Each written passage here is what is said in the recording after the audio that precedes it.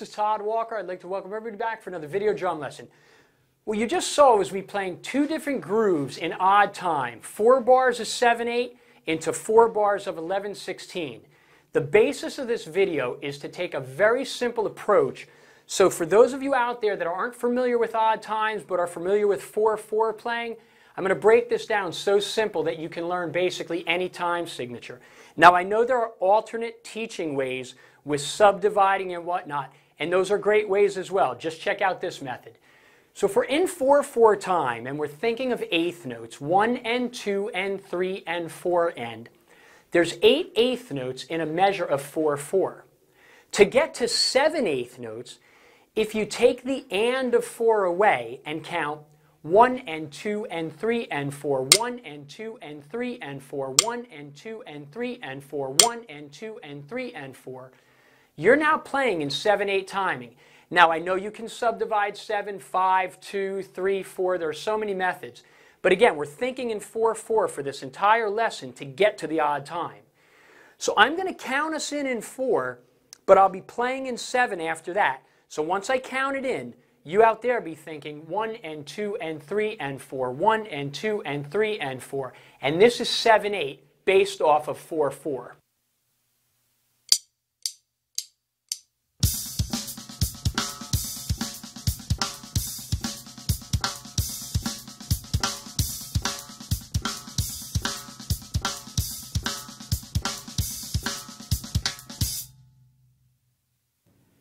Now, you saw the groove transcribed. You can create any groove you want. This is more about getting you to the time signature. Now, in the second time signature, 11/16, if you first think 4/4 with 16th notes, 1 E enda, 2 E enda, 3 E enda, 4 E enda, standard 16th notes in common time, you count 11 of those. But how do you get to 11 of them? Well, 1 E enda, 2 E enda, 3 E and 1 E enda, 2 E enda, 3 E and 1 E enda, 2 E enda, 3 E n. You stop it on the and of 3. So you're thinking in 4/4 to get you to your odd number, and it works really well for feeling this. So I basically played a sticking idea between the ride cymbal, snare, and bass in 11/16. But once again, I'll count it in 4, and then out there we're thinking 1 E enda, 2 E enda, 3 E and 1 E enda, 2 E enda, 3 E and 1 E enda, 2 E enda, 3 E and 1 E enda, 2 E enda, 3 E n. So let's check out the groove in 11/16.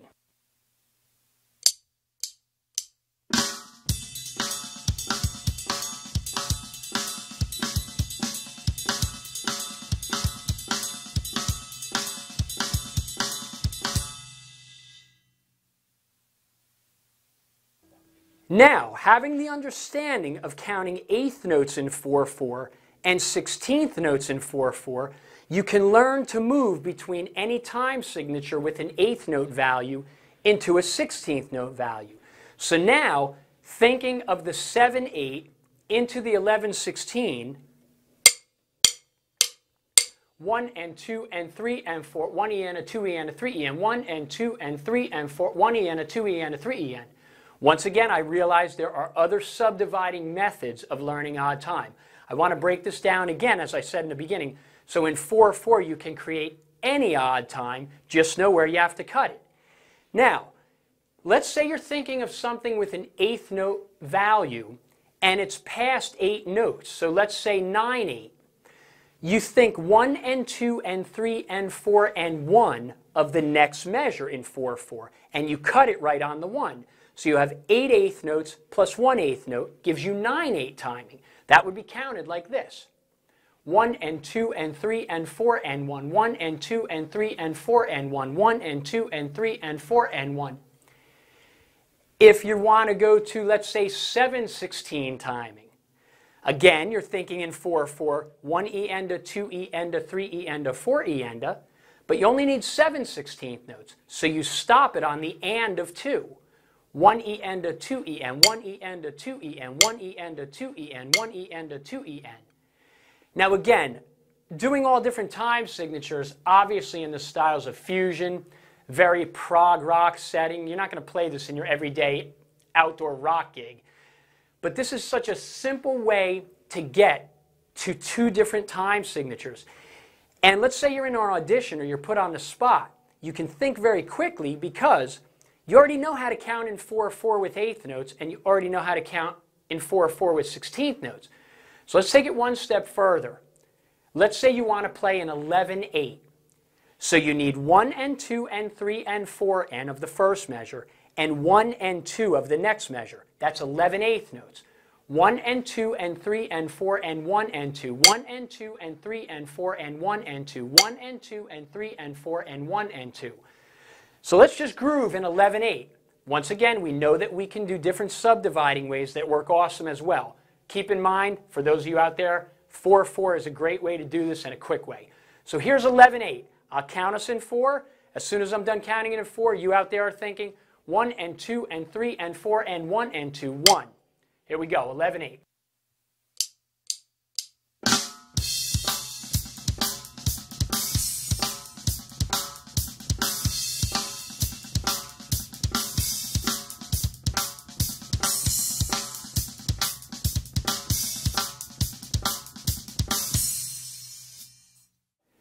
Let's say now we want to play in 15/16.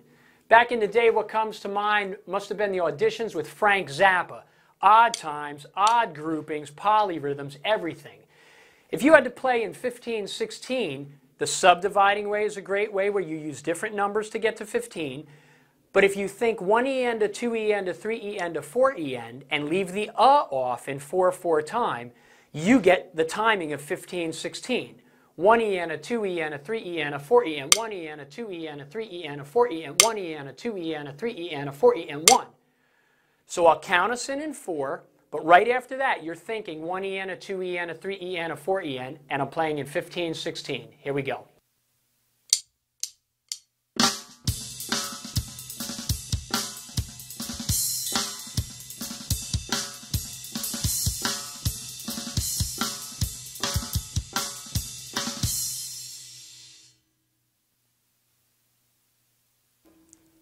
Now, this method can literally teach you how to get to any eighth value into another time signature of a 16th value, or vice versa.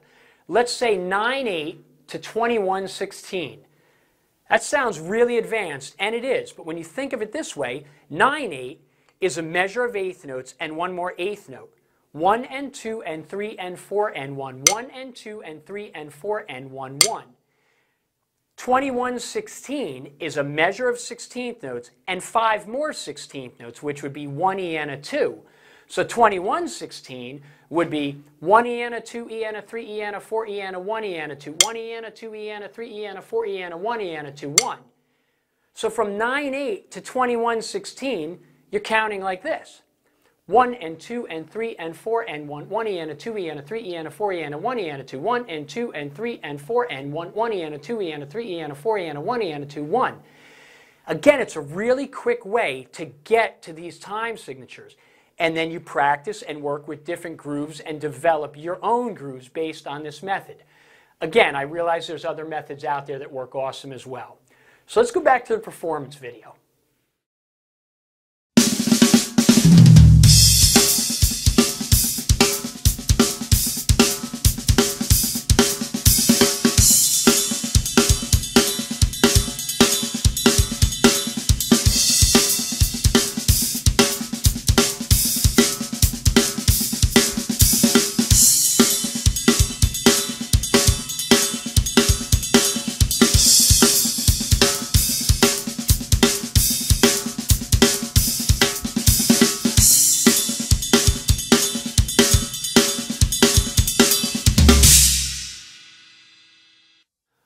All right, so there you go. Playing a groove in 7/8 to 11/16, and then using some different methods to understand how to play a variety of odd time signatures with an eighth note or 16th value. I call this microwave time signatures, so hopefully in a couple minutes you learned a basic idea how you can use an alternate way of thinking to get to different time signatures and have fun creating your own grooves. So once again, I'm Todd Walker. Thanks for watching. We'll see you soon.